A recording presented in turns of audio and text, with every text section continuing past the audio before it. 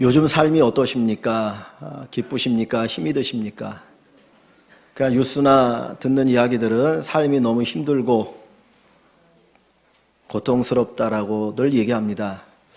가끔 목사님들하고 얘기하다 보면 목회가 많이 힘들다는 이야기를 합니다.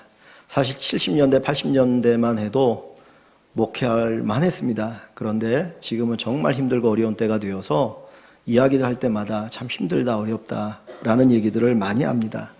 우리 젊은이들을 보면 가슴이 아플 때가 있죠. 너무나 힘들어하고 대학 입학하는 것도 그렇고 졸업하고 취직하는 것도 그렇고 결혼하는 것도 그렇고 자식을 낳느냐 못 낳느냐 항상 우리 안에 이렇게 슬픈 소식이 많이 들려올 때가 있습니다.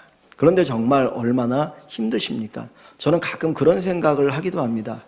이게 사회 현상에 최면에 걸려서 힘들다 하는 게 아닐까. 내가 이길 수 있는데 극복할 수 있는데도 불구하고 힘들고 어려워 하면서 스스로 자포자기하는 것은 아닌가 하는 생각이 들 때가 있습니다. 그런데 오늘 본문에 보면 이 다윗이 얼마나 힘들었던지 정말 울 기력이 없을 정도로 한없이 눈물을 흘려서 더 이상 눈물이 나오지 않았다라고 이야기합니다. 이 다윗은 10여 년 동안 사울에 쫓겨다니는 도망자의 신세였습니다. 정말 죽음의 위협도 많이 겪었고 어려움도 많이 겪었지만 그런 때에도 그는 눈물을 흘리지 않았습니다.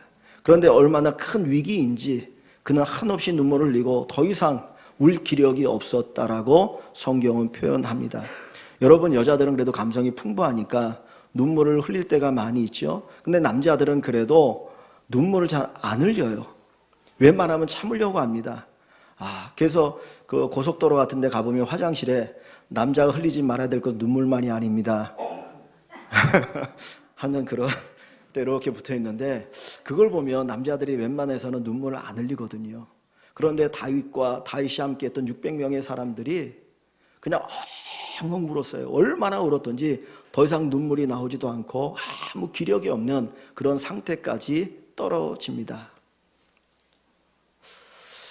이 다윗이 블레셋 땅에 망명을 가서 한 1년 2개월 거기에 머물게 되는데 어느 날인가 다윗이 자기의 부하들 600명을 데리고 이제 아기스 왕을 만나러 갔습니다. 전쟁에 관한 문제 때문에 떠나갔는데 그러다가 다시 돌아왔는데 돌아와 보니까 성이 불타버렸고 폐허가 되었고 거기에 남겨두었던 아내들과 자식들이 다 사라져버린 거예요. 그것은 아말렉이라고 하는 족속이 쳐들어왔기 때문입니다. 성경의 아말렉은 이스라엘 백성들이 광야에서 목말라 할 때 갑자기 쳐들어와 가지고 한번 고통을 당했고 그리고 사울이 왕이 되었을 때 15장에 보면 아말렉이 또 전쟁을 하게 되어집니다. 그때 다 진멸시켜야 되는데 진멸시키지 않았기 때문에 이 아말렉이 다시 이 다윗을 이렇게 침략을 하여서 그 시글락이라고 하는 그곳을 완전히 황폐하게 만들고 사랑했던 아내와 자식들을 포로로 끌고 가고 다 약탈해 가버렸습니다. 와서 보니까 남아있는 것이 아무것도 없는 그런 상태가 되어버립니다. 그랬더니 600명의 사람들이 한없이 눈물을 흘리고 다윗도 눈물을 흘리게 되어지죠. 그리고 나서 사람들이 눈이 뒤집히는 겁니다. 왜냐하면 다윗 당신이 우리의 지도자인데 당신이 잘못 우리를 인도했기 때문에 우리의 아내가 끌려갔고 자식들이 끌려갔기 때문에 당신은 죽어야 된다라고 생각을 하고 돌을 들어서 다윗을 치려고 하는 것입니다. 600명의 사람이 돌 하나씩만 다윗에게 던져도 어떻게 됩니까? 600개의 돌이 다윗에게 날아오는 거예요. 죽느냐 사느냐라고 하는 그 위기 속에 처하게 되어집니다. 그때에 다윗이 하나님을 의지하게 되어집니다. 오늘 본문 6절에 보니까 백성들이 자녀들 때문에 마음이 슬퍼서 다윗을 돌로 치자 하니 다윗이 크게 다급하였으나 라는 표현이 있습니다. 이 600명의 사람들이 다윗을 향하여 분노하기 시작합니다. 그런데 재미있는 표현이 이 6절에 이런 표현이 있어요. 백성들이 누구 때문에 마음이 슬퍼요? 자녀들 때문에. 근데 여러분, 지금 끌려간 사람들은 누구입니까? 자기 부인도 있고 자녀들도 있어요. 그죠? 근데 성경은 부인과 자녀들 때문에 마음이 슬퍼서 다윗을 돌로 치려 한다는 게 아니라 누구 때문에? 자녀들 때문에. 자, 이게 인간의 마음인가 봐요. 이 아버지인데, 엄마도 아니고 아버지들인데 자기 자식들 때문에, 부인 때문에 슬퍼한 게 아니고 자식들 때문에. 우리 부모님들의 고통은 누구 때문입니까? 자식들 때문에. 그래서 자식들 때문에 눈물도 많이 흘리고, 자식 때문에 밤잠도 설치고, 자식들 때문에 괴로워하기도 하지요. 여기 보니까 다윗도 두 아내를 납치당했고, 자식들을 납치당했고, 그리고 600명의 사람들이 다 자기 아내와 자식들을 납치당한 그런 슬픔을 당하고 있습니다. 그때 그들이 다윗을 향하여 돌을 던지려고 합니다. 그런데 이 사람은 어떤 사람들이냐면, 이 600명은 이 사무엘상 22장에 보면 그들이 환난을 당하고 원통하고, 그리고 빚진 자들이 살아갈 곳이 없으니까 다윗에게 우리를 좀 살려달라고 찾아왔던 사람들이에요. 그래서 이제까지 그 다윗을 통해서 은혜를 입었고 도움을 얻었고 살아왔던 사람들이에요. 근데 한순간 어려움을 당하니까 그 은혜고 뭐고 다 관계없이 다윗을 향하여 돌을 치려고 하는 겁니다. 그러니까 자기 아내나 자식을 잃어버린 그 고통도 크지만은 그 사람들, 자기를 따랐던 사람들, 자기가 은혜를 베풀었던 그 사람들이 자기를 향해 돌을 치려고 할 때 이 다윗의 마음이 얼마나 힘들고 고통스럽겠습니까? 그 상황 속에서, 자기 힘으로 아무것도 할 수 없는 상황 속에서 다윗이 어떻게 합니까? 우리 6절을 다시 한번 읽어봅니다. 6절 같이 봅니다. 백성들이 자녀들 때문에 마음이 슬퍼서 다윗을 돌로 치자 하니 다윗이 크게 다급하였으나 그의 하나님 여호와를 힘입고 용기를 얻었더라. 다윗이 크게 다급하였으나 어찌할 바를 모르는 겁니다. 야, 내가 이거 어떡하지? 잘못하면 내가 돌에 맞아 죽게 생겼는데, 그런 위기 속에서 있었지만 그의 하나님 여호와를 힘입고 용기를 얻었더라. 여러분, 살 소망이 끊어질 때에도 우리에게 힘이 있습니다. 살 소망이 끊어질 때에도 우리에게 길이 있습니다. 그 길이 뭡니까? 우리가 믿는 하나님 여호와이십니다. 우리에게 하나님이 계시고 그 하나님이 우리의 힘이 되어 주십니다. 여기 본문에 보면 그 하나님을 이렇게 표현합니다. 그의 하나님 여호와. 그는 누구를 가리키나요? 다윗이 크게 다급하였으나 그의 하나님 여호와를 힘입고, 그는 누구를 가리키죠? 다윗을 가리키죠.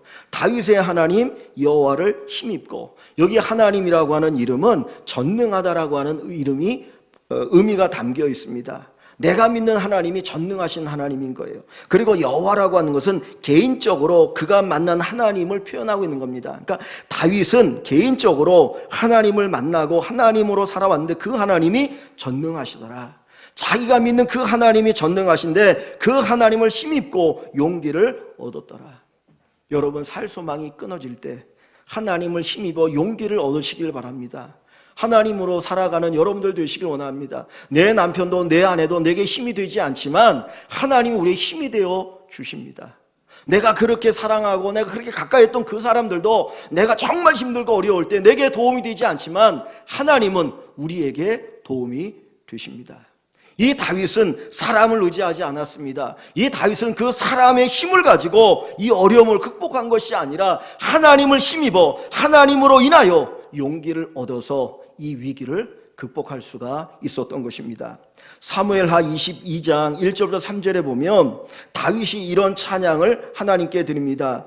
구약 501쪽 사무엘하 22장 1절부터 3절에 보면 여호와께서 다윗을 모든 원수의 손과 사울의 손에서 구원하신 그날에, 다윗에게 얼마나 많은 원수가 있었습니까? 사울이 있었고 이래저래 피하고 도망다니는 그 도망다의 그날에 다윗이 이 노래의 말씀으로 여호와께 아뢰었는데 그 내용이 뭐냐? 이르되 여호와는 나의 반석이시오 나의 요새시오 나를 위하여 나를 건지시는 자시오 내가 피할 나의 반석의 하나님이시오 나의 방패이시오 나의 구원의 뿌리시오 나의 높은 망대시오 그에게 피할 나의 피난처시오 나의 구원자시라 나를 폭력에서 구원하셨도다.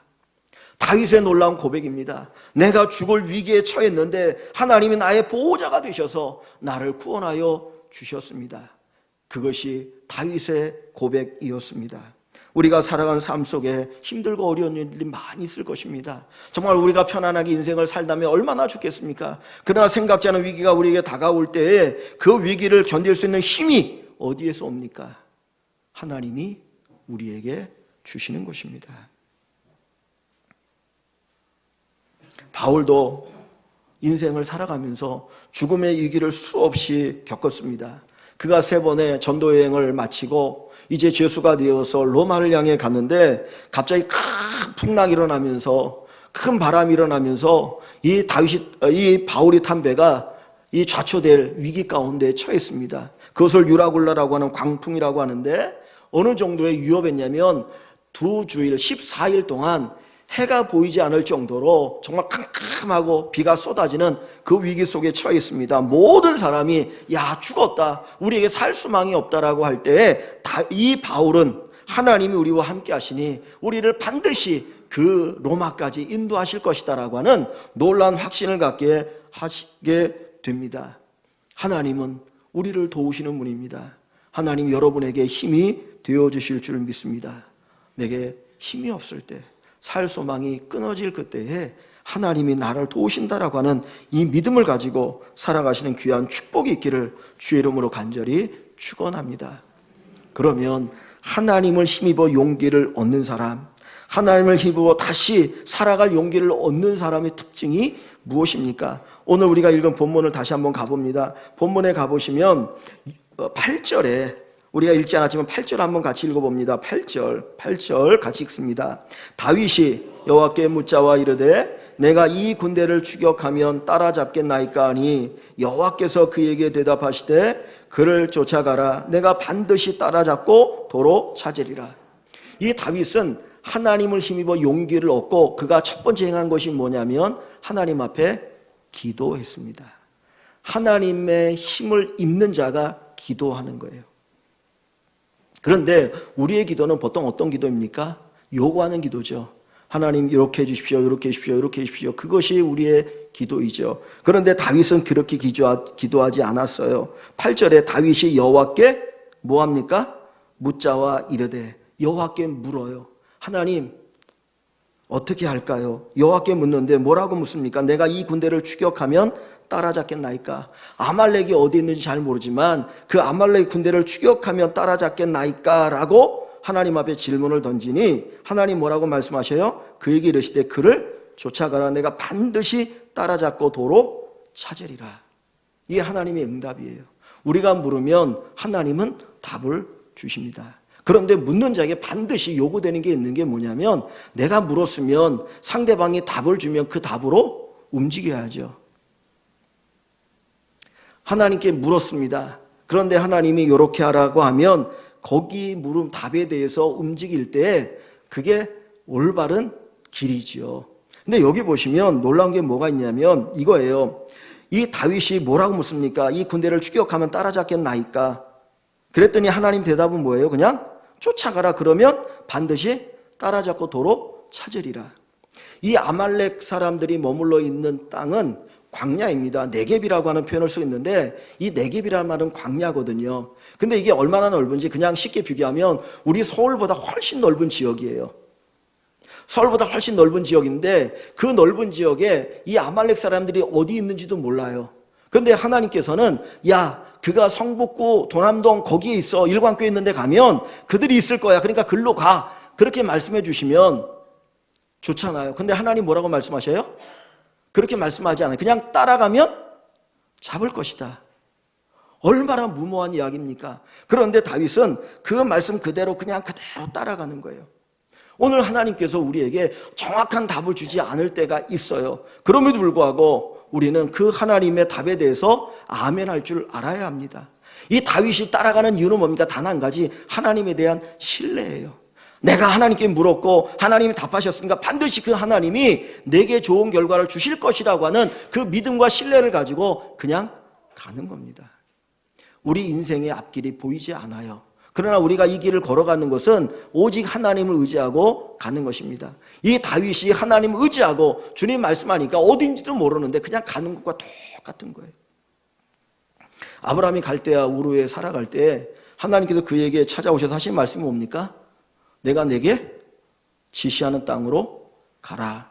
어디라고 말씀하지 않아요. 그냥 내가 너에게 지시하는 땅으로 가. 그래서 그 하나님의 지시를 따라 계속 오다 보니까 어디까지 옵니까? 가나안 땅까지 오는 거예요. 이게 우리의 인생입니다. 하나님은 다 한꺼번에 보여주지 않으셔요. 다 보여주지 않으셔요. 그 하나님의 응답 속에는 정말 얼마나 내가 하나님을 신뢰하는지, 얼마 하나님을 의지하는지 그것을 보시고 그 가운데 하나님께서 인도하시는 은혜가 있다라고 하는 겁니다. 이 다윗이 하나님을 의지하고 나니까 하나님께서 말씀하시는 그대로 모르지만 그 길을 가고 있는 것입니다. 그런데 이 다윗이 이제 그 군사를 거느리고 이제 막 추격한다고 어딘가를 가고 있어요. 그런데 가는 길에서 어떤 일을 만나게 되냐면 길가에 갑자기 한 청년이 누워있는 것을 보았습니다. 그 청년은 병이 들었고 며칠 동안 먹지 못하여서 완전히 기진맥진하고 거의 죽어가는 상태의 사람이었습니다. 여러분 같으면 그 사람을 만났을 때 어떻게 할까요? 지금 다윗과 그 사람들은 어디를 향해 갑니까? 아말렉 족속을 찾아가는 중이에요. 거기에는 내 아내, 내 자식들이 거기에 사로잡혀가 있습니다. 그런데 그들이 살지 죽을지도 모르는 위기거든요. 고대에 이 전쟁에서 포로로 끌려가면 보통 세 가지의 모습으로 결과를 맞이합니다. 첫째는 그들이 섬기는 신전에 데려가서 죽여버려요. 당신이 우리를 도와줬기 때문에 우리가 전쟁에 승리했으니 자, 이 사람들을 제물로 받으십시오 그래가지고는 포로로 끌려온 사람들을 거기서 죽입니다. 그래서 제물로 바치는 거예요. 두 번째는 노예로 삼거나 노예로 팔아버립니다. 노예로 거기 삼아 있는 사람이라면 괜찮은데 노예로 팔아버리면 다시 만날 길이 없는 거예요. 세 번째는 이 사람들이 도망가지 못하도록 손이나 발을 이렇게 잘라버려가지고 불구를 만들어요. 그래서 영원히 그들의 노예로 살아가도록 만드는 것입니다. 그렇다면 지금 다윗의 아내나 이 이스라엘 백성들의 아내나 자식들이 죽을지 노예로 팔려갈지 아니면 거기에서 수족이 절단되어서 불구가 되어질지 모르는 상황이거든요. 한시가 급한 상황인데 가는 길에서 그런 사람을 만나면 어떻게 해야 되겠습니까? 여러분 같으면 그 병들었고 이게 살지 죽을지도 모르는데 그냥 두고 갑니까? 아니면 그를 구해줍니까? 여러분 같으면 어떻게 하셔요? 저 같으면 그냥 빨리 갈 거예요. 왜냐하면 내 아내가 어떻게 될지 모르고 내 자식이 어떻게 될지도 모르는데 안 그렇습니까? 여기는 다 성자들만 계셔가지고 네, 다윗과 다윗의 부하들이 그 사람을 데리고 와요. 애굽 청년인데 아말렉 청년이면 모르겠는데 아말렉이면은 그 아말렉 족속이니까 뭔가 물어볼 수도 있겠잖아요. 애굽 청년인데 데려다가 그에게 물을 먹이고 그 다음에 떡을 먹이고 무화과 포도를 먹입니다. 그리고 시간이 흐르고 나니까 눈이 떠지고 정신이 돌아왔어요. 그리고 물었습니다. 네가 누구냐? 너 어디서 왔느냐? 그랬더니 이 청년이 나는 애굽 사람인데 아말렉 사람의 종입니다. 내가 3일 전에 병들었더니 쓸모없다고 그 주인이 나를 버리고 떠나갔습니다. 그러면서 하는 이야기가 내가 아말렉이 어디에 있는지를 알고 있습니다라고 이야기하는 거예요.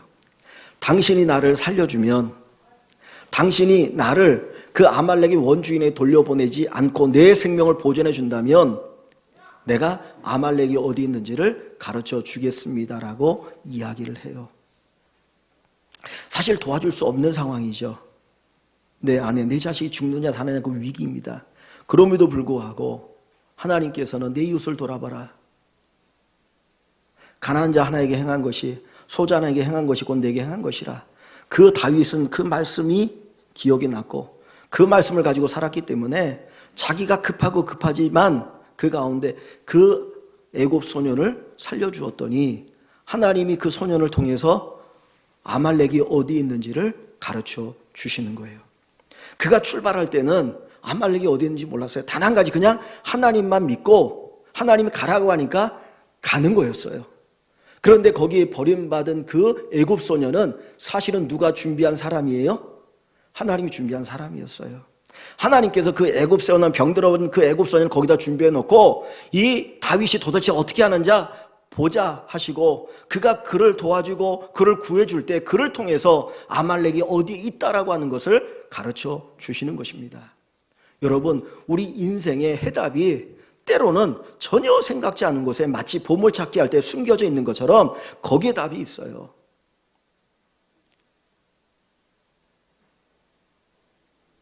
우리는 내 문제에만 매몰되어 있습니다. 나 중심으로만 살아갑니다. 지금 내가 당장 급한데, 내가 먹고 살기 힘든데, 내가 힘들고 어려운데 내가 누구를 돌아봐?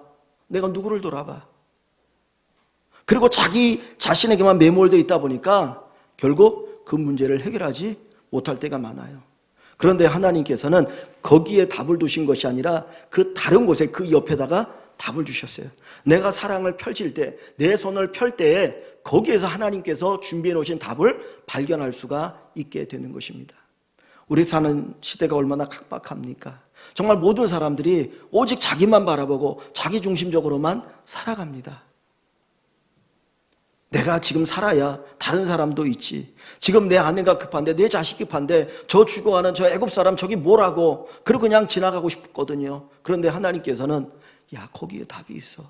네가 그 사람을 돌아보면 그 사람을 통해서 너에게 답이 주어지고 그 문제가 해결되어질 것이다 라고 하는 것을 가르쳐주고 있는 것입니다. 힘들고 어렵지만 돌아봤으면 좋겠습니다. 내 옆에 있는 사람을 돌아보시고, 내 옆에 있는 사람을 돌아보시고 사랑을 베풀고 나누는 우리 일광의 식구들이 되었으면 좋겠습니다. 이 다윗이 평상시에 사랑을 베풀고 은혜를 나누지 않았다면 이 위기 속에서 은혜를 베풀 수가 없어요. 그런데 그가 평상시에 은혜 베푸는 삶을 살았기 때문에 그 위기 속에서도 그를 불러다가 그에게 은혜를 베풀고 나누니까 하나님의 역사를 경험하게 되어집니다. 여러분의 시간, 여러분이 가지고 있는 것들, 여러분의 재능들을 함께 나누는 귀한 축복이 있기를 주의 이름으로 간절히 축원합니다. 이 애굽의 청년을 통해서 아말렉 사람들이 어디 있는지를 알게 되었고 결국 그들을 쳐서 승리하게 되었습니다. 그런데 고대의 전쟁은 전쟁에 승리하고 나면, 이기고 나면 그 전승물을 가지고 이제 군사들이 나눠 가져요. 그래서 대장이 나눠 갖고 전쟁에 참여했던 사람들 다 나눠 갖게 되는데, 이 다윗과 함께 전쟁에 나갔던 사람들이 몇 명이냐면 600명이에요. 600명이 전쟁에 같이 나갔는데 도중에 무슨 문제가 생겼냐면 200명이 너무 힘들고 피곤하니까 우리는 더 이상 전쟁을 할 수가 없다라고 그냥 눌러 주저앉아 버린 거예요. 왜냐하면 아벡이라고는 저 먼 곳에서 며칠 동안 이 시글락 자기들의 주둔지로 왔거든요. 그러니까 사람들이 막 지치고 피곤해가지고 몸이 약한 사람 더 이상 갈 수가 없는 거예요. 그러니까 자기 아내를 찾아가고 싶은 마음이 얼마나 굴뚝 같습니까? 내 손으로 내 아내를 찾고 싶죠. 내 손으로 내 자식을 찾고 싶죠. 그런데 이 사람은 너무 몸이 약하니까 그 전쟁에 참여하지를 못했어요. 그래서 몇 명이 전쟁에 나갔냐면 400명이 전쟁에 참여했고 승리를 거뒀습니다. 그런데 큰 전승물을 얻었습니다. 이 아말렉이 이쪽 저쪽 다 막 약탈을 하고 해가지고는 어마어마한 전승물이 있는데 이 전승물을 어떻게 나눌 것이냐라고 하는 문제가 여기에 생기게 됩니다. 자, 여러분이 다윗이라면 이 전승물을 어떻게 나누시겠습니까? 이걸 누가 가져야 돼요? 누가 가져야 됩니까? 목숨을 걸고 전쟁에 나간 몇 사람이 나눠 가져야 되는 거예요? 400명이 나눠 가져야 되죠. 그래서 이 400명의 사람들이 우리가 전쟁에 싸워서 쓰겼으니까 우리끼리 나눠 가집시다. 저 사람들은 자기들은 피곤하고 지쳤다. 우리도 힘든데 자기들은 힘들다고 거기에 머물러 주저앉았으니 목숨을 걸고 나간 우리들이 당연히 나눠 가져야 됩니다라고 다윗에게 이야기를 하는 거예요. 여러분도 그런 마음이 있지 않습니까? 그랬는데 다윗은 아니다라는 거예요. 그들에게도 나누어 주어야 한다. 너희가 목숨 걸고 나가서 싸워서 이겨서 얻은 것이지만 너희만 얻는 것이 아니고 그 200명에도 이 전승물을 나누어 주자는 거예요. 얼마나 바보스러운 이야기입니까? 목숨 걸고 싸운 사람들이 가져야지요. 근데 그것을 왜 나눠줍니까? 오늘 우리가 살고 있는 이 시대의 사람들의 생각이 그거 아닙니까? 내가 수고했고 내가 노력했으면, 내가 대가를 지불했으면 그것을 내가 얻어야지 왜 대가도 지불하지 않고 목숨도 걸지 않은 그 사람들에게까지 나누어 주냐는 거예요. 그런데 만약에 다윗이 나눠주지 않았다면 그 공동체가 어떻게 되었을까? 오늘 여기 본문 22절 봅니다. 사무엘상 30장의 22절에 보면 그 400명의 그 사람들, 200명 나눠주면 안 된다라고 얘기했던 그 사람들에 대해서 그들이 어떤 존재냐라고 성경은 이야기할 때 이렇게 표현합니다. 다윗과 함께 갔던 자들 가운데 누구와 누구? 악한 자와 불량배들이 다 이르되 그들이 우리와 함께 가지 아니하였은즉 우리가 도로 찾은 물건은 무엇이든지 그들에게 주지 말고 각자의 처자만 데리고 떠나가게 하라 하는지라. 누구의 이야기예요? 악한 자와 불량배들의 이야기예요. 오늘도 우리가 이런 마음을 가지면 하나님 보실 때 우리는 어떤 자들로 보여집니까? 악한 자와 불량배들로 보여지는 거예요. 이 사람들이 남에게 해를 끼쳐서 악한 자와 불량배들이 아니고 자기의 배만 채우려고 할 때에 하나님은 그들을 가리켜 악한 자와 불량배들이라고 이야기를 하고 있습니다. 이 다윗은 그 전승물을 400명뿐만 아니라 나머지 200명에도 나눠줍니다. 그런데 28절, 26절 한번 가봅니다. 26절.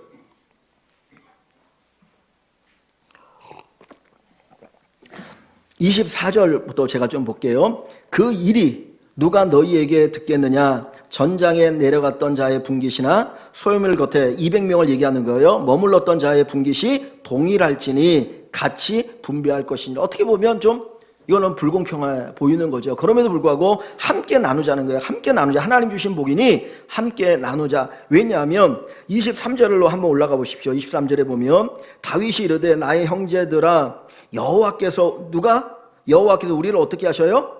보호하시고 우리를 치러 온 그 군대를 우리 손에 넘기셨으니. 누가 전쟁을 승리케 한 거예요? 하나님이 전쟁을 승리케 한 거예요. 내가 이긴 게 아니고 우리가 이긴 게 아니고 하나님이 우리를 보호하셨고 하나님이 우리로 하여금 그 전쟁에 승리케 하셨다. 그래서 그가가 누구죠? 하나님이죠. 하나님 우리에게 주신 것을 너희가 이같이 못하리라. 너희끼리만 나누지 못하리라. 그러면서 하는 이야기가 200명에도 나누어 주자라는 거예요. 그래서 25절에 보면 그날로부터 다윗이 이것으로 이스라엘의 율례와 규례를 삼았더니 오늘까지 이르니라. 전쟁에 나갔던 사람이 나가지 않았던 사람이나 다 나누어주는 규례를 삼았다라고 얘기해요. 그런데 그 26절을 보십시오. 자, 26절에 보니까 다윗이 시글락에 이르러 다시 이제 자기의 그 진영으로 돌아왔어요. 처자를 데리고 그리고 잃어버렸던 것들을 가지고 전승물을 가지고 돌아옵니다. 이르러 전리품을 이제 그 전리품을 600명에 나눠주었습니다. 뿐만 아니라 그 전리품을 어떻게 해요? 그의 친구 유다 장로들에게 보내어 이르되 보라 여호와의 원수에게서 탈취한 것을 너희에게 선사하노라. 자, 이 다윗은 지금 전승물을 가져와서 전쟁에 나간 400명만 나눠 가는 것이 아니라 전쟁에 나가지 못했던 피곤한 사람 200명에도 나눠주고 또 그것을 누구에게도 나눠주고 있어요? 유다 장로들에게. 지금 다윗은 블레셋 진영에 머물고 있는 거예요. 그런데 자기 동족, 자기 민족이 여러모로 힘들고 어렵고 고통당하니까 그것도 외면할 수 없어서 많은 전승물을 유다 장로들에게 보내면서 이것들을 유다 백성들, 내 민족, 내 동포에게 나눠주라고 이야기합니다. 그래서 그 밑을 한번 보십시오. 27절에 베델에 있는 자, 남방 라못에 있는 자와 얏들에 있는 자와 아로엘에 있는 자와 신못에 있는 자와 에스드모아에 있는 자와 라갈에 있는 자와 여라무엘 사람의 성읍들에 있는 자와 겐 사람들의 성읍들에 있는 자와 홀마에 있는 자와 고라산에 있는 자와 아닥에 있는 자와 헤브론에 있는 자에게와 다윗과 그의 사람들이 왕래하던 모든 곳에 보내었느니라. 이 다윗은 하나님이 승리케 하셨을 때 자기를 위해서만 그것을 쓰려고 한 것이 아니라 전쟁에 나가지 못했던 사람들에게도 나눠주고 자기 민족을 생각하는 마음을 가졌다라는 거예요. 이것이 하나님이 함께 하시고 하나님을 힘입은 자의 모습입니다. 하나님이 이기게 하시는 싸움, 하나님이 주시는 것은 반드시 그 결과가 아름다워요. 반드시 그 결과가 나만이 아니라 다른 사람들에게 유익을 준다는 거예요. 우리 그리스도인들이 열심히 기도합니다. 열심히 살아갑니다. 그런데 그 결과가 나만을 위한 것이라면 세상의 사람들이 우리를 보면서 무슨 감동이 있겠습니까? 네가 믿는 하나님, 네가 그렇게 열심히 믿고 네가 그렇게 하나님이 위대하다라고 얘기하는데 그 하나님을 통해서 너만 잘되고 너만 유익을 본다면 그게 무슨 의미가 있겠느냐라고 이야기하지 않겠습니까? 근데 저를 비롯해서 우리 모두의 신앙 속에서 우리는 오직 하나님이 나만을 축복하기를 원하는 거죠. 내가 열심히 기도했고 내가 남들 열심히 살았으니 다른 사람보다 나를 더 뛰어나게 해주십시오. 다른 사람보다 더 좋은 대학에 가게 하시고 더 좋은 직장에 가게 하시고 더 좋은 것들 누리며 살게 해주십시오. 어떻게 보면 너무나 이기적인 기도를 가지고 살아갑니다. 근데 하나님께서 오늘 이 하나님이 함께 하시고 하나님이 힘입어 용기를 얻은 이 다윗을 통해서 말씀하시는 것은 네가 얻은 그것이 너만을 위한 것이 아니라 많은 사람들에게 진정한 유익이 되어야 하느니라, 이것을 말씀하고 있는 겁니다. 여러분들이 잘 아는 록펠러라고 하는 사람은 그는 큰 부자죠. 근데 그가 50대 때에 알 수 없는 병에 걸렸습니다. 의사가 사형선고를 내렸습니다. 당신은 얼마 살지 못합니다. 죽는다로 사형선고를 내렸습니다. 그때 자기 인생을 돌아보면서 정말 구두쇠 같은 자기 인생을 돌아보면서 내가 이렇게 살아서는 안 되는구나, 내가 뭔가 잘못 살았네. 그리고 나서 그때 자기가 가지고 있던 많은 재산을 가지고 나눠주는 일을 하기 시작한 거예요. 그래서 이쪽 저쪽 나눠주는 일에 자기가 몸이 힘들지만 계속 그곳에 찾아갔습니다. 그리고 나눠줍니다. 그런데 놀라운 역사가 일어났는데 그 사람이 몇 세 죽었는지 아십니까? 90이 넘어서 죽었어요. 그게 하나님의 역사고 하나님의 은혜입니다. 하나님이 주신 능력이었습니까? 하나님이 주신 결과입니까? 그렇다면 이 결과가 나만을 위해서가 아니라 함께 누려야 할 것입니다. 교회가 함께 누려야 되겠고 내 옆에 있는 사람이 함께 누려야 되겠고 함께 은혜를 나누는 축복의 역사가 있어져야 합니다. 그것이 하나님께서 우리에게 주시는 복입니다. 여러분, 우리가 살아가는 삶이 힘들고 어렵다고 합니다. 어렵다고 합니다. 그러나 힘들고 어려울 때 누구를 의지하시기를 바랍니까? 하나님을 의지하십시오. 하나님을 힘입어 용기를 내십시오. 하나님을 힘입어 용기를 내십시오. 주저앉지 마십시오. 주저앉지 마십시오. 하나님이 우리를 도와주십니다. 하나님이 우리의 힘이 되십니다. 하나님이 우리에게 능력을 주십니다. 그 하나님을 통하여 다윗처럼 우리는 살아갈 수가 있습니다. 하나님께 물으십시오. 무조건 달라고 하지 마시고, 하나님, 어느 게 하나님의 뜻입니까? 내가 어느 길로 가야 됩니까? 내가 어디로 가는 것이 바른 길입니까? 하나님께 물으시고요. 가는 그 길 속에 힘들고 어려워도 옆을 볼 수 있으면 좋겠습니다. 옆을 돌아보십시오. 정말 내가 가진 것이 없어도 내가 가진 그 작은 것을 가지고도 내가 베풀고 나눌 수 있는 사람이 있어요. 그 사람을 통해서 하나님이 우리에게 축복하십니다. 그 사람을 통해서 우리의 문제가 풀어지게 하십니다. 그리고 마지막에는 함께하는 은혜가 일어납니다. 나 혼자만이 아니라, 내 것이 아니라 함께 이 모든 것을 나누는 귀한 축복을 통해서 하나님이 함께하는 사람, 하나님을 힘입어서 용기를 얻는 귀한 성도들 되시기를 주님의 이름으로 간절히 축원합니다.